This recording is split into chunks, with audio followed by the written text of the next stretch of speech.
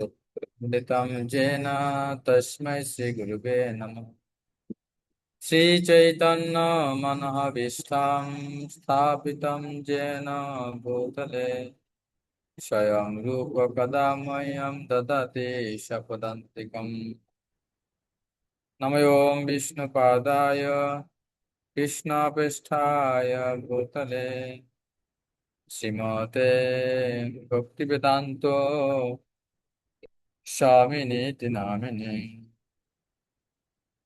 नमस्ते सारस्वतदेवे गौरवाणी प्रचारिणे निर्विशेष शून्यवादी पाश्चात्यदेशतारिणे पंचकल्पतरुवर्च कृपा सिन्धुभ्येव च पतितानां पावनेभ्यो वैष्णवेभ्यो नमो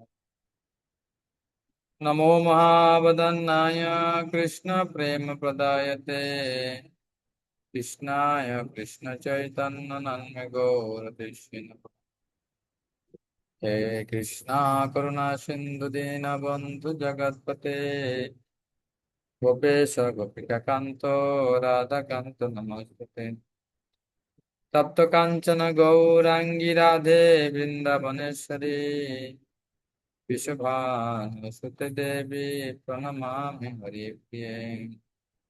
जय श्री कृष्ण चैतन्य प्रभु नित्यानंद श्री अद्वैत गदाधर शिवसदि गौर भक्त वृंद। हरे कृष्णा कृष्णा कृष्णा हरे हरे हरे राम राम राम हरे हरे। ओम नमो भगवते वासुदेवाय। ओम नमो भगवते वासुदेवाय। ओम नमो भगवते वासुदेवाय। नारायणं नमस्कृतं नरं चैव नरोत्तमं देवीं सरस्वती व्यासं ततो मुदीरये। हरिओम तत्सत्। हरे कृष्ण। नमः विष्णुपदाय कृष्णपृष्ठाय वितत श्रीमति जयपताका स्वामिनीति नामिने नमाचार्यपादाय निताय कृपप्रदाय गौरकथामुदाय नगरग्रामतारिणे। हरे कृष्ण। আজকে ঝুলন যাত্রার পঞ্চম দিন। আগামীকাল বলরাম জয়ন্তী। আমরা গত 3 দিন, গতকাল ক্লাস বন্ধ ছিল, এর আগের 3 দিন আমরা যে রাধা কৃষ্ণের অপেক্ষিত ঝুলন লীলা আমরা শ্রবণ করছি এবং রাধা কৃষ্ণ দিব্য অবস্থান, আমাদের অবস্থান আমরা দেখছিলাম।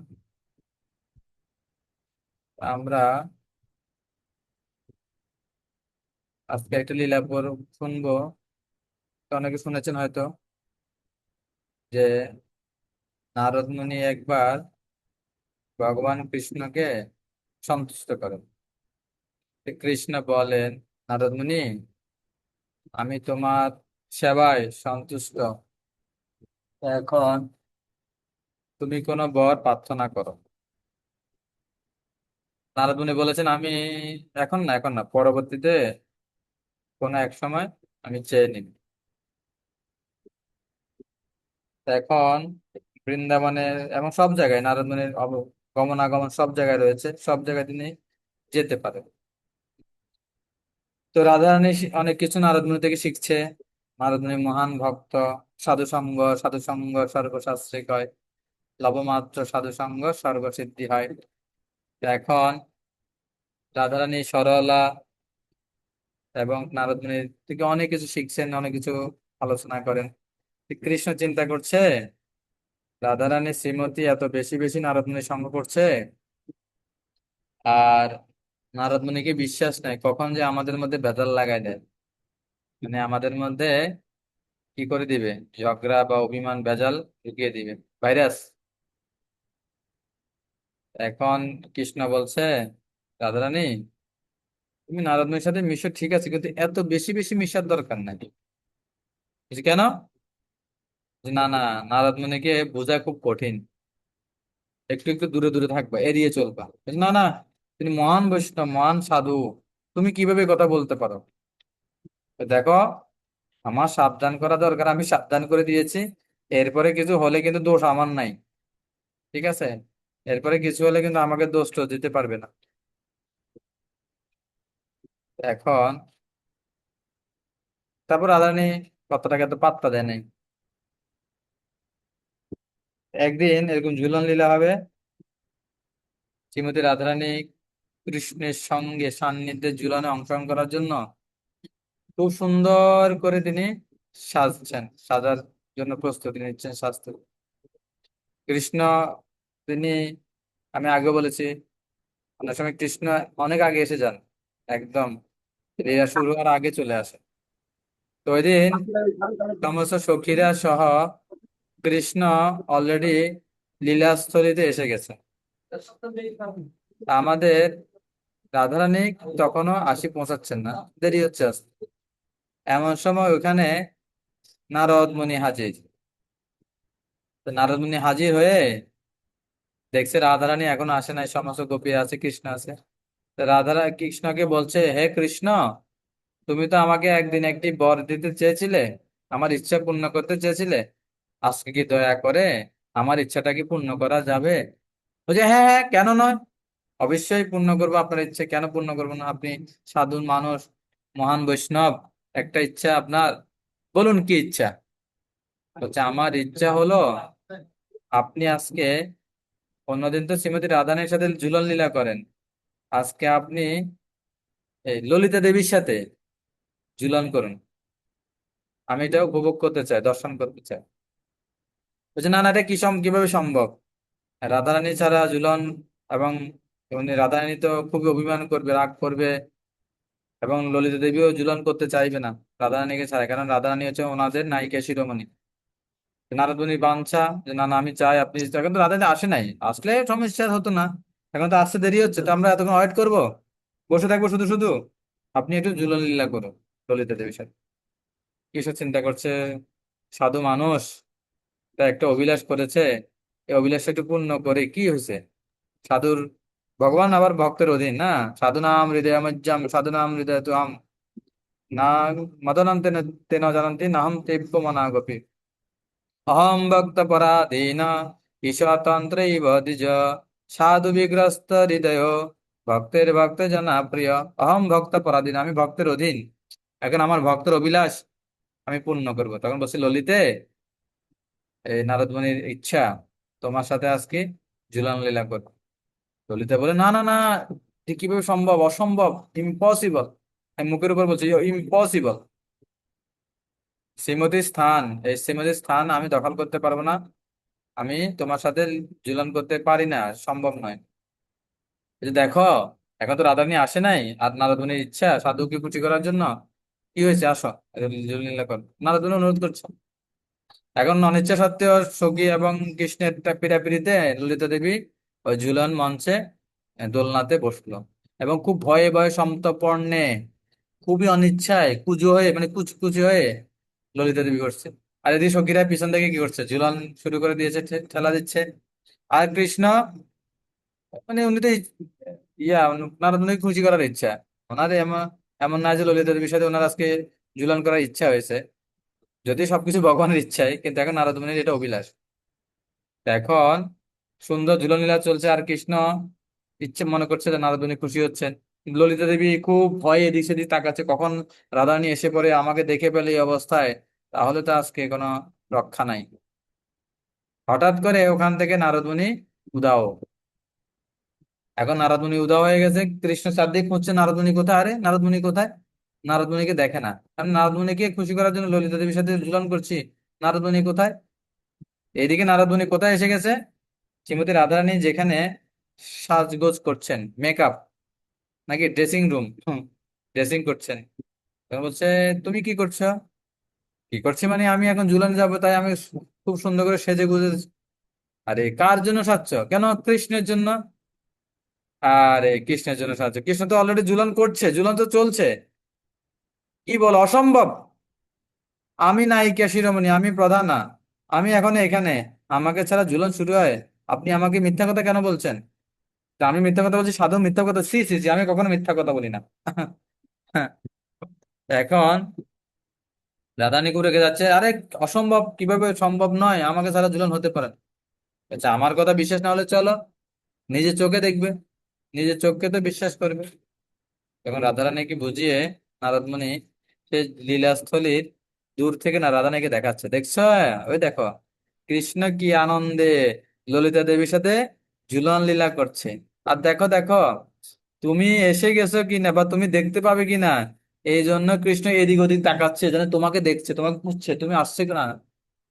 কিন্তু আসলে কৃষ্ণ নারদমুনিকে খুঁজছিল না, নারদমুনি কোথায় গেল, তাই না? কিন্তু নারদ এদিকে রাধানীকে বুঝাচ্ছে কি, দেখো দেখো, ওই তুমি যেন এসে পড়ো না পড়ো, এবার তুমি যেন ধরে না পাও, তোমার হাতে ধরা না খায়, এই জন্য কৃষ্ণ এদিক সেদিক কি করছে, চোখ ইয়ে করছে। আর নারদ মুনি যখন এভাবে আগুনে ঘি ঢেলে দিয়েছে, তাই না, কিছু লোক আছে না আগুনে ঘি ঢালি দেয়, রাধারানী তো এত ক্রোধান্বিত হয়েছে, এত বিমর্ষ, এত মন ভেঙে হৃদয় ভেঙে গেছে, সেখানে কানের সীতাপাটি, গলার সব বনমালা ফুলের সাজ টাজ সব ছিঁড়ে ফেলে দিয়ে এক কুঞ্জে বসে হু হু হাউমাউ করে কাঁদছে। খুবই উগ্র মূর্তি, ক্রোধান্বিত হয়ে হাউমাউ করে কাঁদছে। এদিকে নারদ মুনি কি করছে আবার, ওই কৃষ্ণের সামনে গেছে, তো কৃষ্ণ বলে, হায় রে, আমি তো আপনাকে খুঁজছি নারদ মুনি, আপনি কোথায়, কোথায় গেলেন, আমাদেরকে ঝুলানো উঠা দিয়ে আপনি কোথায় গেলেন? তো আমি কোথায়, আমি এই পাশে ছিলাম, এই যে পরিক্রমা করছি, পরিক্রমা, আমি এখন পরিক্রমা ছিলাম, তোমাদের পরিক্রমা করছি। তো শ্রীমতী রাধারানী কোথায়, রাধারানী কোথায় আমি কিভাবে জানবো? তো এতক্ষণ 5টা বাজে আসার কথা, এখন 7টা বাজে গেছে, 7টা 49, এখনো আসে নাই। তখন কৃষ্ণ সহ সবাই খুঁজতেছে রাধারানী কোথায়, আসেনি, কি হয়েছে। হঠাৎ করে খুঁজতে খুঁজতে কৃষ্ণ দেখছে একটা কুঞ্জের মধ্যে একটা কান্নার শব্দ, খুব কান্নার শব্দ। কৃষ্ণ গিয়ে দেখছে রাধারানী মুখ ঢাকা দিয়ে একদম মুয়ে মাথা নিচু করে কাঁদছে। সে, আরে শ্রীমতী রাধারানী, তোমার কি হয়েছে, তুমি কাঁদছো কেন? খবরদার, আমার সাথে কোনো কথা বলবে না। এই তুমি কপট, তুমি মিথ্যাবাদী, ছলনাকারী, যত মুখে আসতেছে, মানে রাধারানীর মুখে, তুমি হচ্ছে ছলিয়া, আমার সামনে থেকে দূর হয়ে যাও, আমার সামনে আসবে না, এই কালো কালো লোক আমি দেখতে পছন্দ করি না। কি হয়েছে খুলে বলবে তো? খুলে বলবো মানে, কি করো না সেটা বলো, কি করেছি? যে তুমি আজকে ললিতা দেবীর সাথে, হ্যাঁ, এই ললিতাকে নিয়ে ঝুলন করেছো না আমার বাদ দিয়ে? আচ্ছা, আসলে আমার তো ইচ্ছে ছিল না, নারদ মুনির কথায় না আমি কি করছি, নারদ মুনিকে খুশি করার জন্য। তখন ললিতা দেবী বিশাখা দেবী বুঝাতে চাচ্ছে। এখন ললিতা বিশাখা, ভাই তোমরা আমার সামনে থেকে সরে যাও, তোমাদের কালো চুল দেখলে আমার এই কালো কৃষ্ণের কথা মনে পড়ে, তোমাদের মাথা সরাও, তোমাদের কালো চুল দেখলে এই কালো কৃষ্ণের কথা মনে পড়ে, কালো কিছু পছন্দ করি না আমি, কালো আমার সামনে আসতে পারবে না কোনো কিছু। এখন হঠাৎ পিছনে নারদ মুনি সব তামাশা দেখছে। তো কৃষ্ণ বলছে, নারদ মুনি আপনি সামনে আসেন প্লিজ, আপনি তো সব জানেন, আপনি একটু বলেন, বুঝান। না না, আমি কিছু জানি না, আমি এই ভেজালের মধ্যে যেতে চাই না, আমি দূরে।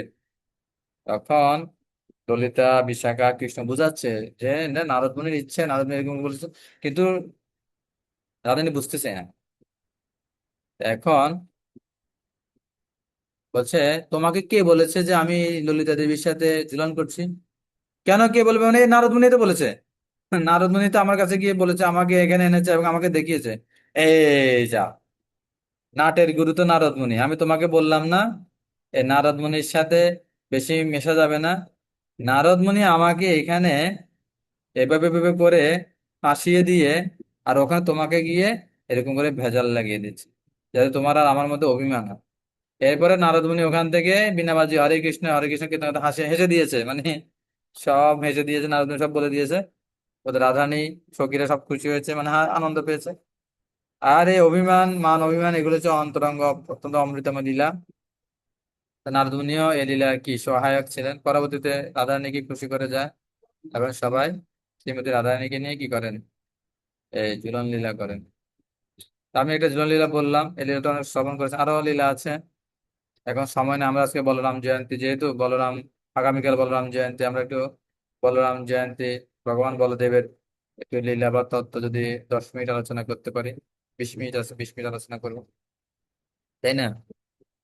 ভগবান বলরাম জি আগামীকাল, যিনি হচ্ছে আধ্যাত্মিক সেবক ভগবান, মানে ভগবানের প্রথম প্রকাশ, এবং বলরামকে খুশি না করে কেউ কৃষ্ণকে খুশি করতে পারে না। কেন? বলরাম হচ্ছেন গুরুতত্ত্ব। গুরুতত্ত্ব হচ্ছে কে? স্বয়ং বলরাম।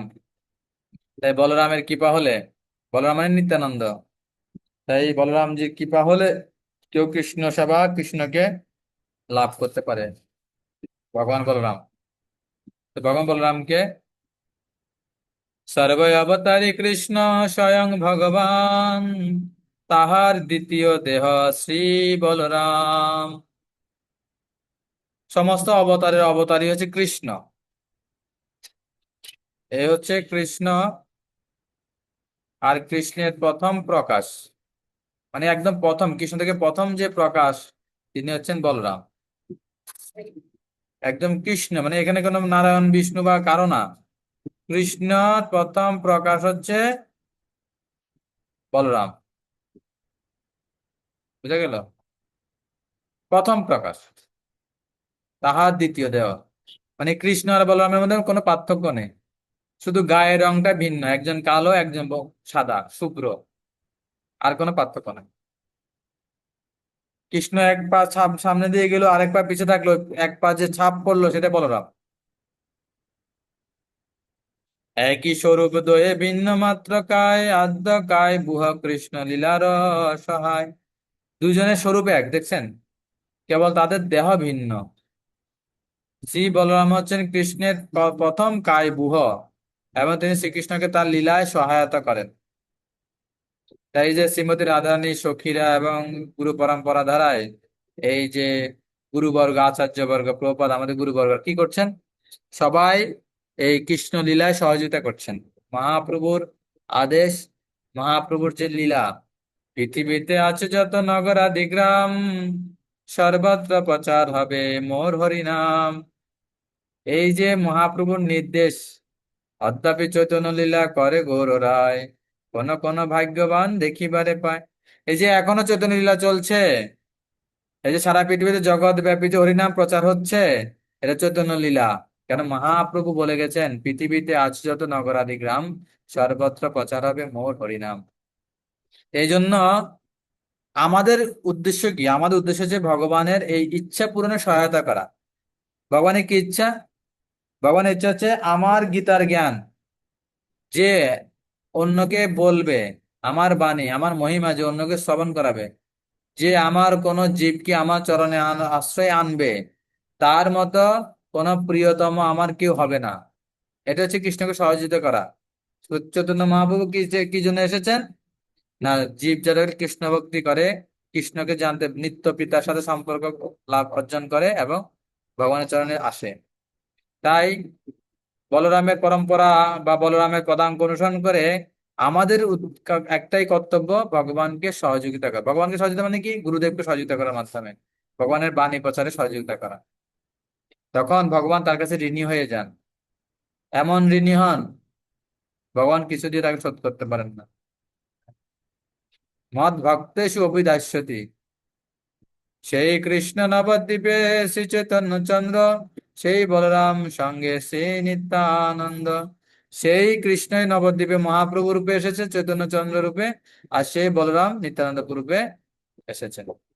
এভাবে দেখুন, শ্রী বলরাম গোসাই মূল সংকর্ষণ, পঞ্চরূপ ধরি করে কৃষ্ণের সেবন। তাই বলরাম হচ্ছে সেবক ভগবান। বলরাম হচ্ছে কি? সেবক ভগবান। তিনি মূল সংকর্ষণ, আর পাঁচ রূপে শুধু কৃষ্ণ সেবা করছেন। আমাদের জীবনের উদ্দেশ্য হচ্ছে শুধু কৃষ্ণ সেবা, কৃষ্ণ সেবায় আনন্দ। আর তিনি পাঁচটি রূপ ধরে কৃষ্ণ সেবা করছেন। আপনি করেন কৃষ্ণ লীলার সহায়, সৃষ্টি লীলা কার্য করে ধরি চারিকায়। তাহলে পাঁচটা রূপ ধরে সেবা করছে। একটা হচ্ছে স্বয়ং বলরাম রূপ ধরে, আর একটা হচ্ছে সৃষ্টি লীলা করছে চার চার রূপ ধরে। কি? বাসুদেব, সংকর্ষণ, অনিরুদ্ধ, প্রদ্যুম্ন। বাসুদেব, সংকর্ষণ, অনিরুদ্ধ, প্রদ্যুম্ন, এই চারজন। আর হচ্ছে বলরাম। তাহলে কয়জন হলো? পাঁচ রূপ। এই পাঁচ রূপে সেবা করছে। তো কৃষ্ণ বলরামের সঙ্গে, কৃষ্ণের সঙ্গে বলরাম থাকেন বৃন্দাবনে। দেখুন, ছোট থেকে কৃষ্ণ আসার আগেই বলরাম আসেন। এমনকি ভগবানের জন্মাষ্টমী সামনে 4 তারিখে না, ভগবান আবির্ভূত হওয়ার আগে দেবকীর গর্ভে ভগবান আসবে, তার আগে দেবকীর গর্ভকে যে প্রস্তুত করবে, এই জন্য 6জন গর্ভাসুর, কাম, ক্রোধ, লোভ, মোহ, মদ, মাৎসর্য, এই রূপী যে প্রথম 6টা শিশু ছিল, যারা কংসের পুত্র, ছিল কালনেমির পুত্র। কালনেমি পরে কংস হয়, আর সেই কংসের হাতে নিহত হওয়ার অভিশাপের কারণে তারা দেবকীর গর্ভে আসে। আর কংস তাদেরকে একজন একজনকে হত্যা করে। এই 6জনকে হত্যা করার, কাম, ক্রোধ, লোভ, মোহাম্মদ, মাৎসর্যকে হত্যা করার পরে, ধ্বংস করার পরে, বিনাশ করার পরে সেখানে গুরুদেব আসেন। সেই গুরুদেবকে বলরাম। সে বলরাম যখন আসেন, গর্ভ প্রস্তুত হয় সেই আমাদের হৃদয়ে। সে যদি বলরাম এসেন, গুরুদেব মানে বলরামের প্রকাশ, তিনি এসে আমাদের হৃদয়ে যখন স্বচ্ছ, সুন্দর, নির্মল, পবিত্র করবেন, তখনই এই হৃদয়ে কৃষ্ণের আবির্ভাব ঘটবে। হৃদয়ে কৃষ্ণের আবির্ভাব হবে। সেই জন্য গুরুদেব মানে বলরাম ক্ষেত্র প্রস্তুত করেন। বলরাম এসে তিনি রোহিণীর গর্ভে ট্রান্সফার হন, সংকর্ষণ রূপ ধারণ, সুভদ্রার মাধ্যমে যোগমায়ার কারণে। তখন কৃষ্ণ সে দেবকীর গর্ভে আসেন। আর তখন থেকে জন্মের 15 দিন আগ থেকে জন্ম, এরপরে কৃষ্ণের জন্ম, আবির্ভাব, দেবকী যশোদানন্দন, এভাবে ছোট থেকে কৃষ্ণের সাথে ভগবান বলরাম সব সময় আছে, সব সময়। শুধু বিশেষ কিছু লীলার সময় ভগবান বলরাম বাড়িতে ছিলেন।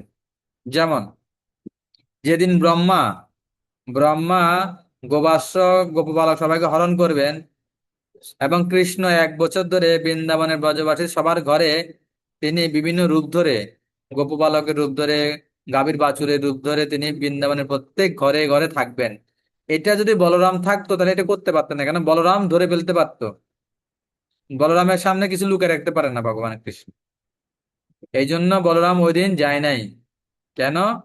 ওই দিন বলরামের মা রোহিণী বলেছে, তোমার আজকে জন্মদিন বা অন্য কোনো বিশেষ তিথি, তোমাকে বসতে যেতে হবে না। কৃষ্ণ গিয়েছিল বন্ধুদের সাথে। আর তো ওই দিনই ব্রহ্মা কি করেন, সবাইকে হরণ করে, চুরি করেন। আর বলরাম যখন 1 বছর পরে এটা বুঝতে পারে, কারণ 1 বছর কৃষ্ণ সবার ঘরে ছিলেন, সুবল, সখা, শ্রীরাম, সবার রূপ ধারণ করে করে, সব গোপবালক গোপবাছুর রূপ ধারণ করে সবার লীলা, তাদের লীলা করেছেন। সবাই কৃষ্ণকে পুত্র রূপে চেয়েছিল, আর সবার ঘরে কৃষ্ণ 1 বছর পুত্র রূপে তাদের প্রেম আস্বাদন করেছেন, তাদের স্তন পান করেছেন। অহতি ধন্য ব্রজ গরমন্ন স্তন্নামৃতম পিতবতীব তে মুদা যশামিব বৎসতরাম পুরাটা না চাল্লাম। সুন্দর একটা শ্লোক আছে, ব্রহ্মা প্রার্থনা করছে, অহতি ধন্যা ব্রজ গো রমন্যা। ব্রজের যে রমণীরা আছে তারা কি ধন্য। কেন? স্তন্যা অমৃত, যাদের স্তন অমৃতের মতো পিতব পান করেছেন, অতীবতে মুধা, আনন্দ সহকারে যিনি পান করেছেন, কে? কৃষ্ণ। হে কৃষ্ণ ব্রজবাসী মানে বাৎসল্য রসে যত গোপী ছিল সবার স্তন পান করেছেন 1 বছর। বলরাম পরে চিন্তা করলো, আরে এই অদ্ভুত মায়া কিভাবে সম্ভব, যেখানে গাভীদের নতুন বাছুর হয়েছে, গাভীরা নতুন বাছুরের প্রতি আকৃষ্ট না হয়ে 1 বছর আগে যে বাচ্চা দিয়েছে পুরাতন বাছুর, সে বাছুরকে তারা মনে হচ্ছে গিলে খাবে, লেহন করছে এমন ভাবে মনে হয় তারা গিলে খাবে। এটা কি মায়া? স্বাভাবিকভাবে দেখবেন যদি বাছুর হয়, ছোট বাছুর হয় মায়ের, গাভীর, তো গাভী কি করবে? ছোট নতুন বাচ্চাটাকে বেশি আদর করবে, যেটা 1 দিন 2 দিন 5 দিন 10 দিন। আর যেটা 1 বছরে পুরাতন হয়ে গেছে তাকে কি এত আদর করবে? কিন্তু এখানে বৃন্দাবনে সব গাভী কি করছে, 1 বছর পরে যে গাভীরা হয়েছে, বাছুর হয়েছে, সেগুলোকে আদর না করে পুরাতন গুলোকে আদর করছে। তখন বলরাম চিন্তা করছে, এবং বৃন্দাবনের এই যারা গাভী পালন করছিল, সেই গোপ মানে বয়স্ক গোপেরা পর্যন্ত যখন গাভীকে ধরতে না পেরে নিচে এসেছে, তখন গাভীর বাছুর টাছুর ছেড়ে তারা নিজেদের ছেলেকে আলিঙ্গন করছে, নিজেদের ছেলেকে এমন ভাবে আদর করছে মনে হচ্ছে কতদিন পরে ছেলেকে দেখেছে। এরা সব ছেলেগুলো তো ওদের সন্তান না, কৃষ্ণই। তখন বলরাম বলে, এটাই কোন মায়া? হে কৃষ্ণ, আমাকে তো মহামায়া মোহিত করতে পারে না। এটা কি কোনো রাক্ষসী, ডাইনি, আসুরি মায়া? না, আসুরি মায়া কি করে আমাকে মোহিত করবে? আমাকে তো পারবে না। কৃষ্ণ, যে সত্যি করে বলে, এটা কি তোমার মায়া? তখন কৃষ্ণ বলেছেন কি কি হয়েছিল 1 বছর। তখন বলরাম দেখছে, আরে সবাই তো কৃষ্ণ, এ বাছুররা কৃষ্ণ, এই এ সমস্ত বন্ধুরা তো কৃষ্ণ, স্বয়ং নারায়ণ। এভাবে কৃষ্ণকে কে চিনাতে চিনতে পারে? একমাত্র বলরাম। বলরামজি কৃষ্ণকে যদি চেনে তাহলে আমরা চিনতে পারবো। এভাবে পরবর্তীতে বলরামের কাছে প্রথম প্রকাশিত হয়। 1 বছর ধরে কি নাটক চলছে কেউ জানে না, কিন্তু বলরাম ধরে ফেলেছে। আরেকটা লীলা বলরাম ছিল না, সেটা হচ্ছে কোন লীলায়? কালীয় দমন লীলায়। যেদিন কালিয়া নাগের উপর ভগবান নৃত্য করবে এবং কালিয়াকে যমুনার জলে কি করবে, শায়েস্তা করবে, সেদিন বলরাম ছিল না। বলরাম ছিল গোষ্ঠে বাড়িতে। এখন সবাই যখন শুনেছে ব্রজবাসীরা এভাবে কৃষ্ণ যমুনাতে এবং কালীয় বিশাল সর্প বিষধর সর্প কৃষ্ণকে তার কুণ্ডলীর মধ্যে পেঁচিয়ে চ্যাপ্টা করছে, চেপে ধরছে, এবং কৃষ্ণ অসহায় এবং মুহ্যমান অজ্ঞানের মতো অবস্থা। এভাবে দেখে ব্রজবাসী সবাই অজ্ঞান হয়ে যাচ্ছে, যশোদা মাতা অজ্ঞান হয়ে যাচ্ছে, কৃষ্ণ এভাবে নিথর, মানে মাঝে মাঝে কৃষ্ণ ওদের বিরহটা মানে ব্রজবাসীদের বিরহটাকে আরো চাঙ্গা করার জন্য, আরো মজবুত করার জন্য অভিনয় করে একদম অজ্ঞান হয়ে গেছে, কৃষ্ণ হাত পা ছেড়ে দিয়েছে। রাধারানী সখীরা দেখে তো সবাই শেষ। সবার প্রতি মানে কৃষ্ণের প্রতি আকর্ষণ বৃদ্ধি হচ্ছে, মানে বৃদ্ধি করার জন্য। কিন্তু বলরাম, তিনি কোনো চিন্তা করছেন না, তিনি হাসতেছেন। আর নন্দ মহারাজ বলছে আমি এখনই যমুনায় যাব, ঝাঁপ দিব। ব্রজবাসী সবাই বলছে আমি ঝাঁপ দেবো, আমরা কৃষ্ণকে উদ্ধার করবো। বলরাম বলছে না না না, আরে আরে, মারাত্মক বিষজল, আপনারা নামলে মরে যাবেন। একমাত্র বলরাম সবাইকে ঠেকিয়েছিল। বলরাম খুব সবাই কান্না করছে, শোকে বিলাপ করছে, হা কৃষ্ণ হা কৃষ্ণ আমাদের কৃষ্ণ। কিন্তু বলরাম হাসতেছে কেন? বলরাম জানেন কৃষ্ণের শক্তির মহিমা, কৃষ্ণের অতুল বল, এবং কৃষ্ণের কিছু হবে না। তো বলরাম সবাইকে কি করছিল? ওখানে রক্ষা করছিল। এভাবে বলরাম কৃষ্ণ লীলা সহায়তা করেন। ধেনুকাসুর বধ কি বলরামজি করেছে? ধেনুকাসুরকে বধ করেছে কেন?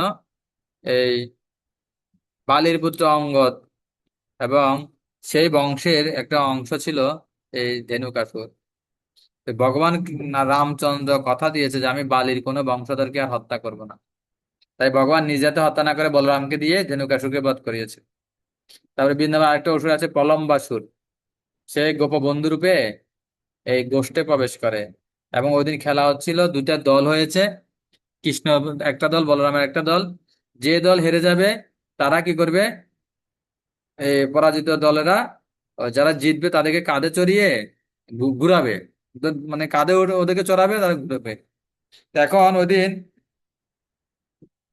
এই কৃষ্ণের দল হেরে গেছে। বলরাম কি করছে? ওই কৃষ্ণের দলে যে অসুর রূপে বন্ধুটা ঢুকেছে তার কাঁধে উঠেছে, আর সে বলরামকে দৌড়িয়ে অনেক দূরে নিয়ে যাচ্ছে। মানে একটা নির্দিষ্ট সীমানার মধ্যে তারা ঘুরবে, কিন্তু সে কি করছে? সীমানা থেকে দূরে নিয়ে গেছে বলরামকে। বলছে তুমি আমি কোথায় নিয়ে যাচ্ছ? এবং নিতে নিতে নিতে সে একেবারে বড় অসুর রূপ ধারণ করেছে। মানে বলছে, চিন্তা করছে আমি বলরামকে একা আগে হত্যা করব, তারপর কৃষ্ণকে হত্যা করব, দুই ভাইকে একসাথে হত্যা মারতে পারবো না। আর বলরাম ওখানে তাকে এক মুষ্টি দিয়ে সে প্রলম্বাসুরকে বধ করে। এবার বলরাম তারপরে আহ দ্বিবিধ বানরকে বধ করে বলরাম। এবং অনেক লীলা আছে বলরামের, এই কৃষ্ণের লীলায় সবসময় সহায়তা করছে। এমনকি মাখনচুরি লীলাতে কৃষ্ণের সাথে বলরাম সবসময় ছিলেন। এভাবে শিষ্টাদিক সেবা তার আজ্ঞার পালন, শেষ রূপে করে কৃষ্ণের বিবিধ সেবন। শ্রীকৃষ্ণের আজ্ঞা পালন করে তিনি সৃষ্টি কার্য সম্পাদন রূপ সেবা করেন, এবং শেষ রূপে তিনি বিভিন্নভাবে কৃষ্ণ সেবা করেন। ঠিক আছে। এই যে এখানে তাৎপর্য প্রবাদ লিখছে, শ্রীকৃষ্ণের প্রথম প্রকার বলরাম নিজেকে 5টি রূপে প্রকাশিত করেন: মহাসংকর্ষণ, তারপর যে 3 বিষ্ণু, কার্দশায় বিষ্ণু, গর্ভদশায় বিষ্ণু, ক্ষীরদশায় বিষ্ণু, এবং শেষ নাগ। ঠিক আছে। এবার এখানে এরকম বলেছে, আরেক জায়গায় বলা আছে এই বাসুদেব, শঙ্কর্ষণ, অনিরুদ্ধ, প্রদ্যুম্ন এবং এই বলরাম। ঠিক আছে। শেষ রূপে সেবা করছেন। সর্বরূপে তো সেবা করে কি লাভ করছেন? এটা খুব ইম্পর্টেন্ট। সর্বরূপে আস্বাদয়ে কৃষ্ণ সেবানন্দ, সেই বলরাম গৌর সঙ্গে নিত্যানন্দ। তো যত রূপে সেবা করছেন না কেন, তিনি কি পাচ্ছেন? সেবা করে কি লাভ করছেন? আনন্দ। সেবা করার সময় আনন্দ পেতে হবে, সেবা করার সময়। কিন্তু আমরা তো ও আমাকে সেবা দিছে শুধু, আমাকে ছাড়া কাউকে পায় না, তাই না? সেবা করার সময় মেজাজ খিটখিটে হয়ে গেল আমাদের। আপনি মঙ্গলাতে দিচ্ছেন মাতাজি, আর প্রভু ঘুমাচ্ছে, তখন কি করবেন? আমি শুধু মঙ্গলাতে দিবা, তুমি নাক ডেকে ডেকে ঘুমাবা না? আমি রান্না করবো, আমি ভোগ লাগাবো, আমি পাত্র মার্জন করবো, সব আমার। এই সেবা করার সময় শুধু জ্বালা, আরে ভক্তিতে এসে ইস্কনে এসে বিপদে পড়ে গেলাম, এত কষ্ট। হ্যাঁ, তার উপরে প্রভুরা দুদিন পর পর, আজকে জন্মাষ্টমী, কালকে রাধাষ্টমী, কিছুদিন আগে গেছে জগন্নাথ রথযাত্রা, এই কত কত দান করবার, কত ডোনেশন, কত সেবা করবো। কিন্তু সেবা করার সময় কি পেতে হবে? সঠিক মনোভাব থাকলে আনন্দ, কৃষ্ণ সেবা আনন্দ, তাই না? সেবার মধ্যে পরম সুখ। সেবা করার সময় যদি আনন্দ পান, বা সেবা করার আগেই সেবার কথা শুনে আপনি যদি আনন্দ লাভ করেন, তাহলে বুঝতে হবে আপনার সেবাটা সার্থক হয়েছে, সাকসেস হয়েছে। আর সেবা করার পরে যে বিরক্তি আসে, খিটখিটি আসে, জ্বালা আসে, মেজাজ গরম হয়, তার মানে একটা সেবা হইলো না, সেটা কর্ম হলো। হনুমানজি যখন লঙ্কায় যাবেন, জাম্ববান তার আগের যে ক্ষমতা সেগুলোকে জাগিয়ে দিয়েছেন। যে হনুমান, তুমি কি ছিলে জানো? তুমি কত ক্ষমতা, তুমি ছোটবেলায় সূর্যদেবকে গিলে খেতে গিয়েছিলে। হনুমানের যে কি শক্তিশালী, কত বর, তার যে দেবদেবী ব্রহ্মা, শিব, লক্ষ্মী সবাই যে তাকে আশীর্বাদ দিয়েছে, পার্বতী সব, সে বরের কথা তার মনে পড়ছে। তখন বলছে হ্যাঁ আমি পারবো। আর হনুমানজি লঙ্কা যেটা 1000 যোজন বলেছে, কেউ পার হতে পারবে না। অঙ্গদ বলেছে আমি যেতে পারবো কিন্তু ফিরে আসতে পারবো না, আমার তেল শেষ হয়ে যাবে। আর জাম্ববান বলছে আমি আগে সারা পৃথিবী পরিক্রমা করতাম, এখন বৃদ্ধ হয়ে গেছে, আমি পারবো না, আমি মাঝপথে মরে যাব। হনুমান বলছে আমি পারবো, আমার আনন্দ হচ্ছে, গ্যারান্টি দিচ্ছে যে আমি ফিরে আসা না আসা পর্যন্ত তোমরা উপস্থিত থাকবে এখানে, আমি সীতা মাতার খোঁজ নিয়ে আসবো, আসা পর্যন্ত তোমরা এখানে সমুদ্রের এপারে থাকবে। কি গ্যারান্টিতে তিনি সীতা মাতাকে খুঁজে পাবেন এবং খুঁজে পাওয়ার পর ফিরে আসতে পারবেন? বলছে না, আমার এই সেবাতে যাওয়ার আগে আমার হৃদয়ে আনন্দ হচ্ছে, তার মানে আমি সীতা মাতার খোঁজ পাবোই। মেন শিক্ষা বলছি, সেবা করার আগেই সেবার কথা শুনে যদি আমাদের হৃদয়ে আনন্দ আসে, তাহলেই সেবাটা সাকসেস হবে এবং সেবাতে আনন্দ লাভ করবে সেবা করার সময়, তাই না? আর সেবা করার সময় যে আনন্দ হৃদয়ে আসে, তাহলে মানে বুঝতে হবে রাধারানী আনন্দ দিচ্ছে, কারণ রাধারানী হচ্ছে আহ্লাদিনী শক্তি। আহ্লাদ মানে আনন্দ, আহ্লাদিনী শক্তি। তা আমাদের যত আনন্দ, সব আনন্দ কে দেন? শ্রীমতী রাধারানী দেন। তাই সেবা করার সময়, শ্রবণ কীর্তনের সময় যদি আনন্দ পাই, তাহলে বুঝতে হবে রাধা কৃষ্ণ সন্তুষ্ট হচ্ছেন। আর সেবা করার সময় হতাশা, বিরক্তি, মন খারাপ, বিষণ্ণতা, জ্বালা, বোঝা, এটা মনে হয়, তাহলে আনন্দ।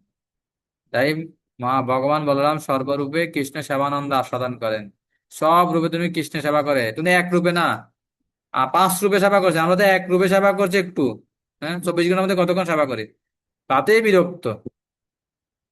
ঠিক আছে, আর উনি 5 রূপে সেবা করে আনন্দ পাচ্ছেন বলরামজি। তা আমরা প্রার্থনা করি আগামীকাল শ্রী বলরাম জয়ন্তী, ভগবান বলরাম যেন আমাদেরকে সেবা ভাব প্রদান করেন। সেবার নাম শুনে যেন আমাদের গায়ে জ্বর না আসে। আমরা যাতে করে সেবাতে আগ্রহী হই এবং সেবা করার শক্তি বা বল পাই। তিনি বল ও রাম, বল প্রদান করেন, মায়া থেকে দূরে রাখেন, আধ্যাত্মিক শক্তি, সাধনা করার শক্তি দান করেন। আমরা বলরামজির কাছে প্রার্থনা করি যেন তিনি আমাদেরকে সাধনা করার শক্তি দান করেন, সেবা করার বল দান করেন, সঠিক মনোভাব দান করেন।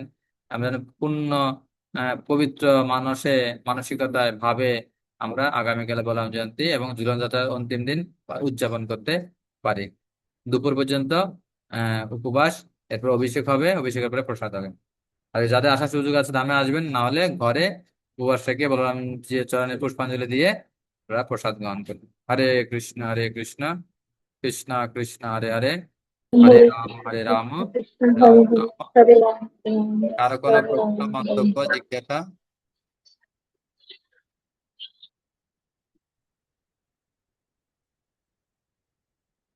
কারো প্রশ্ন, মন্তব্য, জিজ্ঞাসা? ইতি সরকার মাতাজি, বলুন।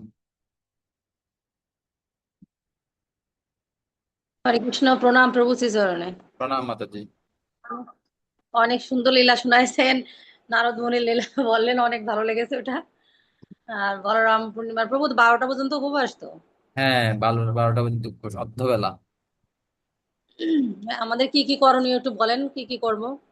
গৃহে যদি থাকেন, অভিষেক তো করতে পারবেন না, যদি অভিষেক করতে পারেন একটু অল্পতে ঘি, মধু, চিনি দিয়ে পঞ্চগব্য অথবা একটু ফলের জুস করে বলরামজিকে অভিষেক করতে পারেন সংক্ষেপে, সামর্থ্য অনুযায়ী, স্থান কাল পাত্র অনুযায়ী।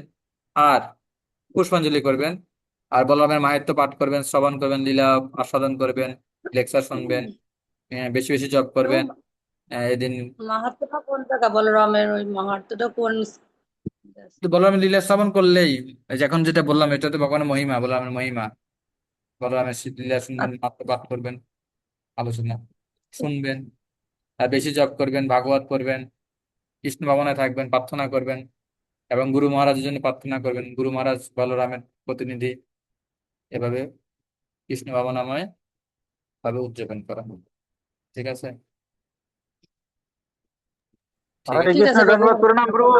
এখন ক্লাস শেষ হয়ে যাবে, প্রভু 1 মিনিটের কম সময় আছে। প্রভু, ওই যে কাল নেমে যে ছেলেদের কথা বললেন, মনে হয় ওটা কোন আরেকদিন শোনাবো, অপরাধে। আরেকদিন শোনাবো। হরে কৃষ্ণ, আচ্ছা হরে ঠিক আছে, হরে কৃষ্ণ, কৃষ্ণ, কৃষ্ণ হরে কৃষ্ণ, কৃষ্ণ। হরে হরে রাম, হরে রাম, রাম রাম, হরে হরে। কি বলরাম জয়ন্তী উৎসব কি জয়।